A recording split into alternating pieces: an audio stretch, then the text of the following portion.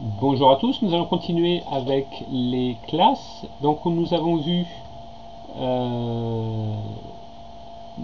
vu que on peut mettre du code soit dans le constructeur, soit dans la méthode d'une propriété pour dire si la valeur n'est pas ce que je veux, j'en prends une autre par défaut.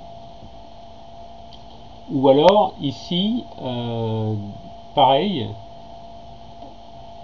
Donc c'est à vous de voir si vous préférez le mettre dans le constructeur ou dans une méthode de propriété. C'est vrai que c'est un doublon. Donc on va continuer. Donc là, je vais faire un peu d'espace, un peu de place. Hop.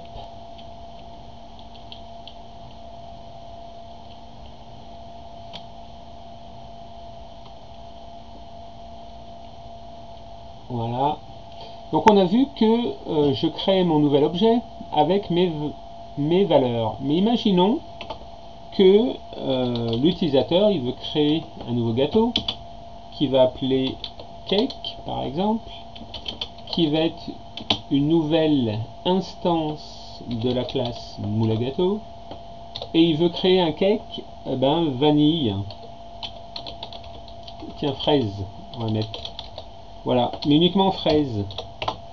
Le reste il s'en fout, la taille peu importe. Et là ça marche pas, pourquoi? La méthode surchargée correspondant le mieux à moule à gâteau, int string int int, possède des arguments non valides. Pourquoi? C'est parce que lui il attend 4 paramètres pour mon constructeur. Et comme dans la vidéo précédente je vous avais montré que s'il veut préciser que 3 valeurs, et ça marche pas, parce que lui il sait pas. Alors comment on fait? Alors dans ce cas là, il faut surcharger le constructeur et lui dire, donc là si l'utilisateur il fait rien, je vais vous montrer, si l'utilisateur il veut créer un nouveau gâteau sans paramètres, ma classe c'est l'instancier. Pourquoi?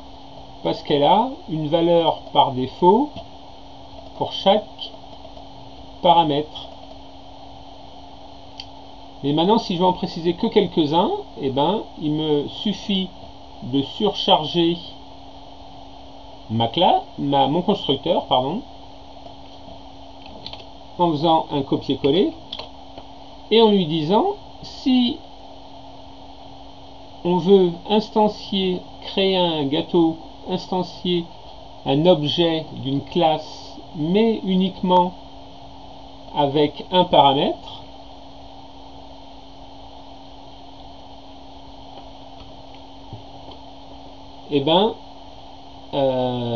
voilà le constructeur que je vais exécuter. Dans ce cas là, je dis que la taille est égale à taille. Alors le 10 ce sera même pas nécessaire. Est-ce que ce sera nécessaire ou pas? Bon, on va le laisser pour l'instant et on va voir après. La température, je l'ai pu, donc moi j'avais dit par défaut 150 degrés. Le parfum de la même façon, on a dit chocolat par défaut. Et hauteur gâteau, il n'est pas passé, donc il suffit de l'affecter. Il n'est pas passé comme paramètre. Donc j'enlève mon code qui va tester si ma valeur est bonne ou pas, et que je lui dis, par défaut, la hauteur du gâteau c'est 3 cm, et c'est comme ça.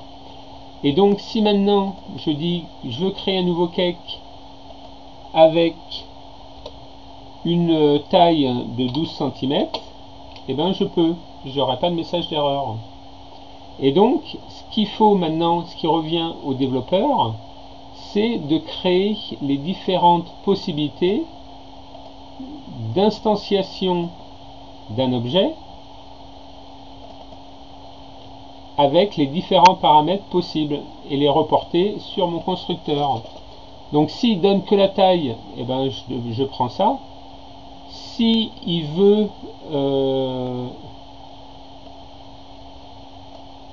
que le parfum, je surcharge mon constructeur en disant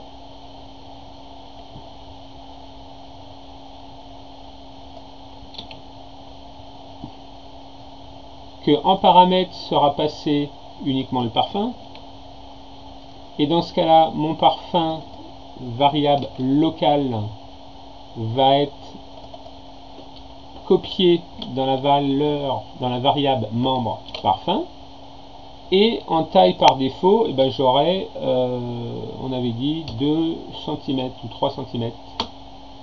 Donc vous voyez que si maintenant je veux instancier un cake pas avec une taille mais uniquement avec un parfum, et bien là ça compile, j'ai pas de message d'erreur. Je fais F5, il compile, il exécute et je n'ai pas de message d'erreur. Donc c'est à vous de voir quelles sont les différentes façons de d'instancier un objet, ici moule à gâteau, pour dire si l'utilisateur il passe que la taille, et ben je définis uniquement la taille. S'il passe que le parfum, je définis que le parfum. Voilà, et vous créez autant de surcharge du constructeur que nécessaire.